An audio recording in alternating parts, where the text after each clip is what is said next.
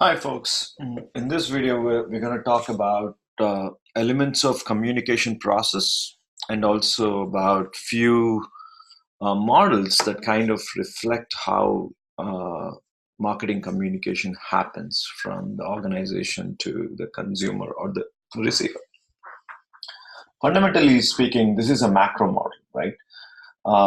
It has 9 key factors, and these are the 9 factors that are essential for effective communication of the message.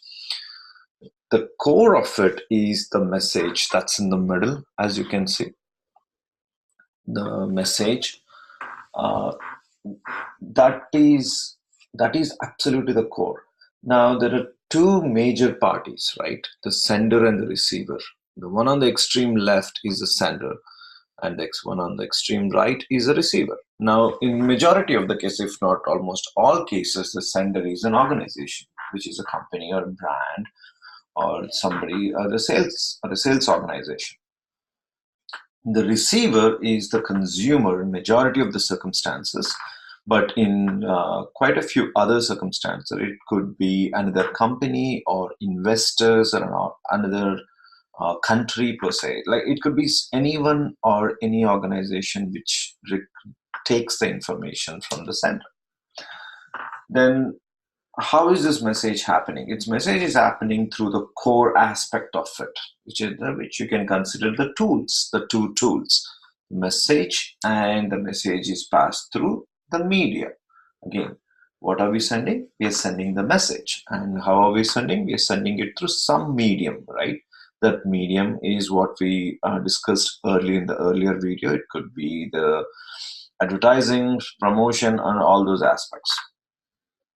And there are 4 major communication functions, and they are called encoding, decoding, response, and feedback. Now, encoding is the is the process where a sender organization creates that whatever they are thinking, the objective of the entire message, the objective of this particular strategy, advertising strategy or promotion strategy. That is the encoding process. Whereas the decoding is fine, you and I, we see an advertisement, we see a communication from an organization, but how do we decode into what we believe the message is about? How are we decoding? Uh, how are we decoding what we see into what we take, right? So, for example, if you see an advertisement that's reflecting that has LeBron James sporting a Nike shoe, what are we decoding it as, right? Are we decoding that LeBron James is recommending us to this brand, or are we decoding it as LeBron James uses this brand? That is how he's performing. So a single advertisement can pass multiple messages, and the meaning of that message depends on how a particular recipient or the receiver decodes that information. Now, the once a receiver gets this information, decodes it, and absorbs it, that's when they act on it. That is the response, and this response is further goes back as a feedback to the ultimate sender. Now, the last element, which I actually perceive is extremely critical for organizations to manage, is the noise. The noise is this competing messages. An example of a noise is competing message. And noise could also be attributed to anything that kind of interferes in the actual message. So that's the reason if you see the way it's reflected, it can be interfered with the actual message and the media. It can also be interfering with the whole process, and also the loop between the response and the feedback. Now, coming to the different types of response hierarchy models. The response hierarchy models, these are 4 traditional models. These are also called micro models.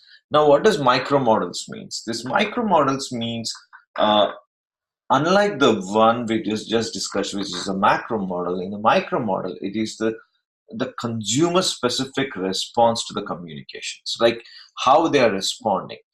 Now, it summarizes four classic response. This particular picture kind of summarizes four response hierarchy models, and all these models, they go through some three main stages: cognitive, affective, and behavioral. I repeat: cognitive, affective, and behavioral. Now, the in essence, what does the cognitive, affective, and behavior means? Cognitive is the learn. That's when the a consumer or the recipient is actually learning about the product. The consumer is getting aware about the product. It's like the exposure. The first time you look at the product, look at the communication from an organization. That's the cognitive stage. It's the stage which kind of is a thinking stage.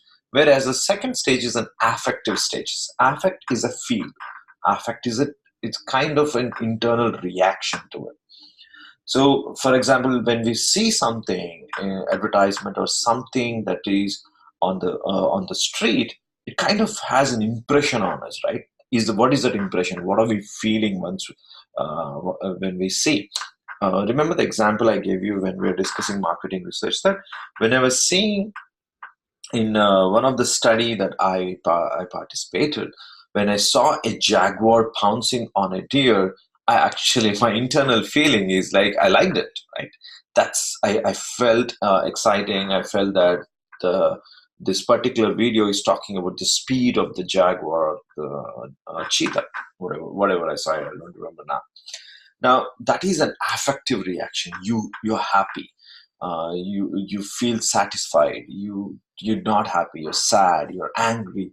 All these represent your affective reaction. And this affective reaction, from a marketing standpoint, has interest, the desire, the valuation, all this as the attitude that you develop towards the product, all this part of the affective. Finally, the behavioral stage. In fact, the behavioral stage is probably the most easiest of this hierarchy model. That's where the consumer or the company or the recipient of the message acts on it. I repeat, the three different stages are cognitive, affective, and behavior. Cognitive is more of learning stage, or the initial stage where the recipient gets the message and kind of starts interpreting in their heads, whereas the affective stage is the reaction, the emotional or the attitudinal reaction they have in their minds, whereas the behavioral stage is actually acting on their affective stage.